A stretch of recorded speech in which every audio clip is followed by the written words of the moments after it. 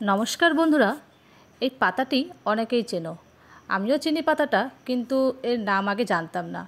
এখন বিয়ের পরে শ্বশুরবাড়িতে দেখি এই পাতাটিকে সবাই ঘ্যাটকল বলে, আবার অনেকে অনেক নামেই চেনে। কেউ কেউ খানকুনি বা অনেকে অনেক কিছুই বলে। তো আমি এই নামে চিনি, তোমরা কি কি নামে চেনো একটু কমেন্ট করে বলবে। তো আজকে এই পাতা বাটা করব। প্রথমে আমি কড়াইয়ের মধ্যে তেল দিয়ে দিব, আর তেলটি গরম হয়ে গেলে 4টি কাঁচা লঙ্কা আর কতগুলো গোটা রসুন দিয়ে দিব।